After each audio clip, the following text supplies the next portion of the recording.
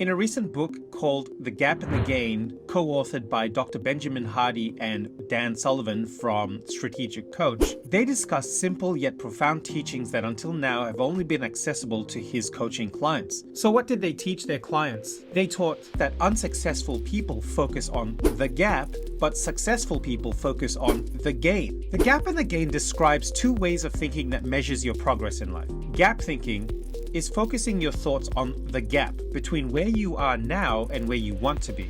Gain thinking is focusing on how far you've come or the gains that you've made. To simplify, gap thinking focuses on things that haven't happened yet, whilst gain thinking focuses on factual things you've accomplished already.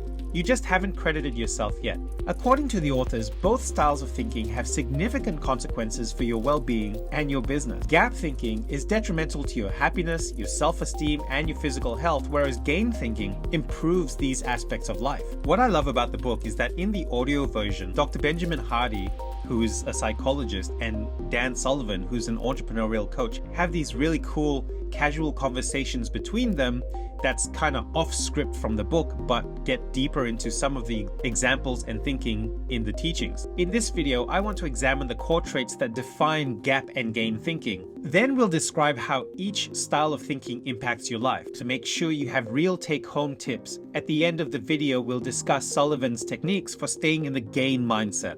So let's first talk about defining characteristics. The authors assert that gap thinking and gain thinking are two different ways to interpret your progress or achievements in life. Knowing this, what are some key attributes of these mental frameworks that help us distinguish and understand them? In this section, I'm going to elaborate on what gap thinking and gain thinking is by discussing the direction of measurement and comparison that we use on ourselves, and the source of motivation for each. So firstly, let's talk about the direction of comparison. Comparison is really the driving force behind gap and gain thinking, according to the authors. Both mindsets evolve around comparing your present self to something else as a measurement of your achievement. Now, the direction of comparison is what differentiates these two ways of thinking. Gap thinking is measuring forward or using your ideal self as the object of comparison. Gain thinking is measuring backwards by using your past self instead. The authors argue that measuring forward is unhealthy because of a phenomenon called hedonic adaptation.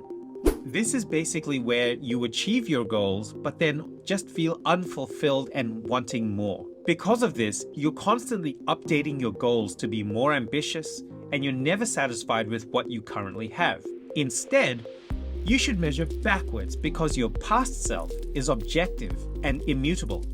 This way, you have a consistent standard upon which to improve. Another distinguishing feature of gap and gain thinking is the source of motivation. When you fall into gap thinking, external factors motivate you. Your reference point, the standard which you use to compare yourself, is an idealized version of yourself based on external standards set by other people. So according to the authors, this removes any control you may have over defining what success means, which can leave you feeling helpless and unmotivated. There's even an exercise in the book that they talk about where if you try this mental exercise for yourself, you can actually begin to feel your body get all closed up and anxious. The authors contend that social media exists to create and encourage these external reference points. It's nearly impossible to scroll through your social media feed without comparing your life to the happy moments and attractive pictures that others choose to share with the world, since the objects of comparisons are almost always people you perceive to be better than you. This type of comparison will automatically put you into the gap mentality. On the other hand, according to the authors, when you are in gain mindset, you are intrinsically motivated. You use your past self as an internal reference point. You are in complete control of what progress looks like because your past self sets the standard of success. According to the self-determination theory of psychology, having this control is crucial to feeling motivated and accomplished. Because gain thinking gives you control over how you define success, it helps you become more successful. The next big theme that they talk about in the book is cumulative effects. Now that you know exactly what gap and gain thinking is, you may be wondering about the impact that they have on your life. Well, Hardy and Sullivan state that both gap and gain thinking have cumulative effects, meaning that these effects amplify themselves over time. And in this part of the video, we'll explore how these effects manifest in your daily life. So let's talk about this, a longer, happier life. Because your mind is focused on your personal growth, gain thinking is an inherently optimistic outlook. The authors reference research that suggests that optimism can prolong and improve the quality of your life. So they conclude that gain thinking has therapeutic benefits for your body and for your mind. Another theme that the authors talk about is toxic stress and trauma. According to them, while gain thinking can prolong and enhance the quality of your life, gap thinking does the opposite by creating persistent, long-term stress. Right, it's normal to experience stress in your day-to-day life, and a moderate amount can actually benefit you by strengthening your body's reaction to it. However, staying in the gap mindset consistently creates a toxic stress. It's a mess, a chronic form of stress that corrodes your mind and body over time. Trauma is the most extreme form of gap thinking. According to the authors, trauma occurs when you have a maladaptive belief about a past event that creates dysfunction in your present day-to-day life. For example, imagine for a moment that you walked home from a friend's house late one night and a group of hockey players beat you up and stole your wallet. You may be so frightened by the event that you avoid every subsequent hockey player that you ever meet in your life. Your dysfunctional belief about the past, that all hockey players are dangerous, affects how you act in your current and future life. Traumatic memories are incredibly painful, so you tend to avoid thinking about them. This causes your thoughts and feelings regarding the event to be unorganized and confused in your mind. Unorganized memories prohibit growth because you can't learn from an experience that you don't understand. So rather than focusing on the gains, you focus on your resentment of the fact that it happened at all, so you're stuck in this gap mentality. So let's talk about some of the gain thinking techniques that the book uncovers. These techniques will help you frame your past and present experiences in a way that promotes gain thinking. If you liked this summary so far, consider supporting the channel by hitting the like button and subscribing, and maybe even the bell notification so you can be notified whenever I post. So let's now talk about transforming your past.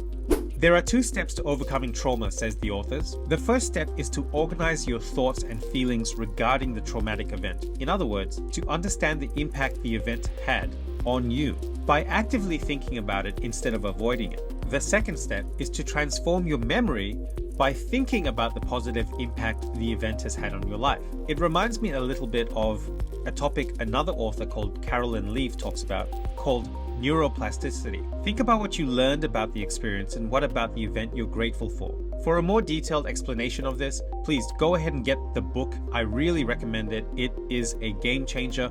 I'll put the link down in the descriptions below, and go through this thought exercise referring to chapter 6 of the book for Dan Sullivan's The Experience Transformer activity.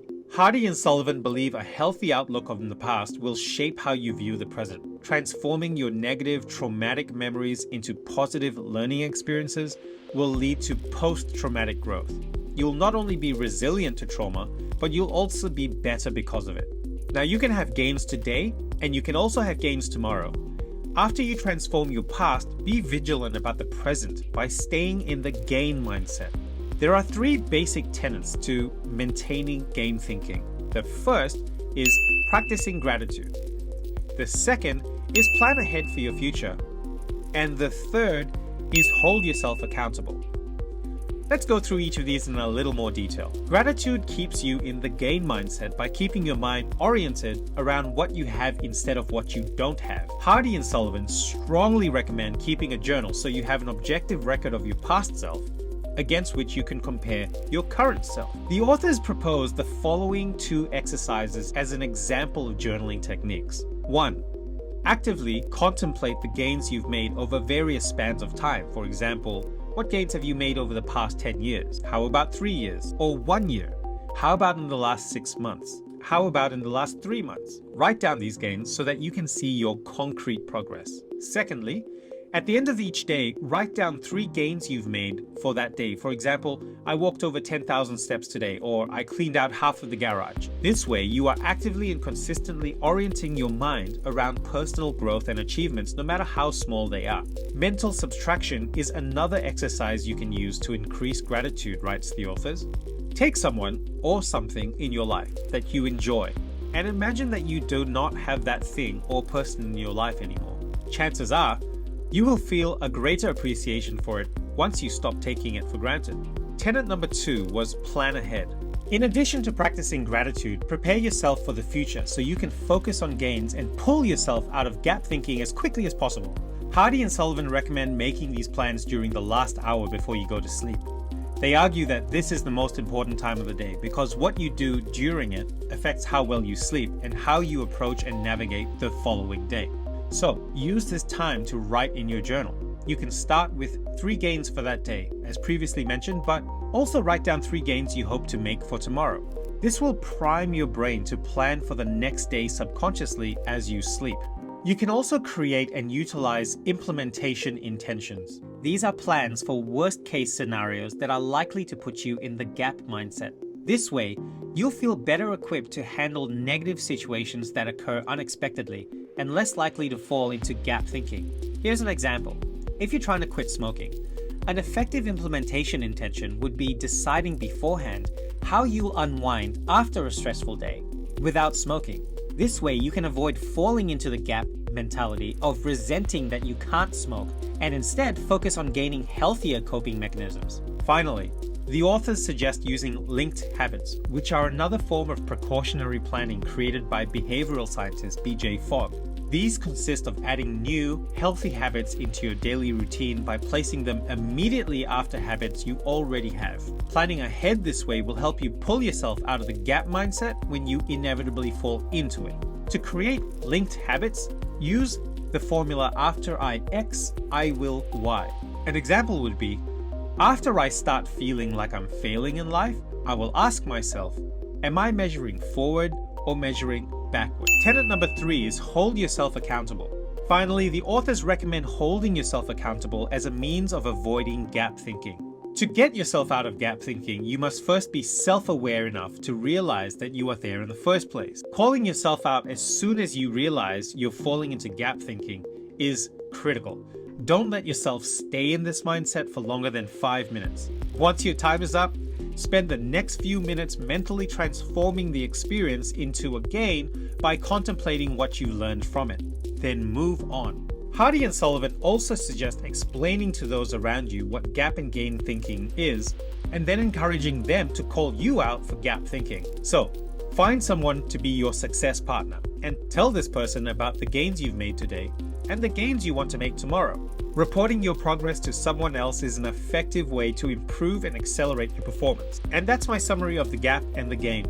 It's one of those books that I'm just going to read every year over and over and over again so that I can meditate, process, and integrate this into my life. It has already produced incredible results for me, and I really hope that you enjoy the book too. Go ahead and download it in the link below. It is an affiliate link, so I will get a little bit of revenue from that, but it helps me grow the channel ultimately. So please consider using the link if that's what you want to do. It doesn't cost you anything. It costs Amazon the amount. Well, that's it. Thanks for joining me and sitting through this summary. If you liked this topic and other topics like it, hit the like button and the subscribe button and the bell notification so you can be notified whenever I post. That's it for now. Stay in the game.